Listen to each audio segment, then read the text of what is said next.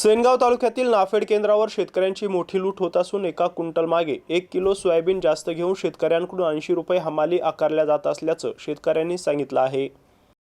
निसर्गाच्या लहरीपणात शेतकरी भरडला जात असतानाच नाफेड केंद्रावर देखील शेतकऱ्यांची मोठी लूट होत आहे। शेतकरी सोयाबीनच्या संकटात सापडला असून त्यातच सेनगाव तालुक्यातील नाफेड केंद्रावर शेतकऱ्यांची मोठी फसवणूक होत असल्याची माहिती काही शेतकऱ्यांनी दिली आहे। कृषी उत्पन्न बाजार समितीचे डायरेक्टर यांनी नियमाप्रमाणे शेतकऱ्यांचा माल घ्यावा अशी मागणी शेतकऱ्यांनी केली आहे। Bharat Shinde, MCN news, Sengaon. सेनगाव येथे नाफेड केंद्र सुरू करण्यात आलेलं आहे। शेतकऱ्याच्या हितासाठी म्हणून हे नाफेड केंद्र सुरू करण्यात आलेलं आहे। इथे 50 किलो सोयाबीन आणि 500 ग्राम तो काट्टा भरतो, तर 51 किलो वजन घ्यायले। ते विचारले असता ते म्हणतात तुम्ही विचारणार कोण, आम्ही किती वजन घेऊ, आम्ही मनाचे मालक हो।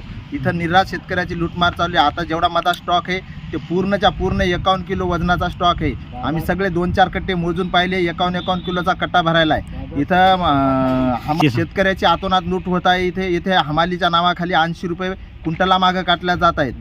शेतकरी प्रत्येक कट्ट्यावर अर्धा किलो हे नाफेडवाले वजन जास्त घ्यायलेत। इथं रोजच्या हजारो कट्टे मोजल्या जातात, 500, 1000, 700, तर प्रत्येक दिवशी शेतकऱ्याची किती लूट व्हायली। एका शेतकऱ्याकडे 100 कट्टे सोयाबीनचा माल आहे। एका शेतकऱ्याची एवढाली जर नुकसान होत असेल तर हे नाफेड केंद्र सुरू करून काय फायदा आहे, याच्यावर कोणाची तरी वचक पाहिजेत। आम्ही शेवाळे साहेबाला फोन लावला, शेवाळे साहेब म्हणतात त्याचं ते पाहून घेतील, तुमचा तिथं काय अधिकार आहे का? सामान्य नागरिकाचा इथं येण्याचा विचारण्याचा याला अधिकार नाही का? GR दाखवा म्हणले तर म्हणतात तुम्ही कोण हा GR पाहणार आहे?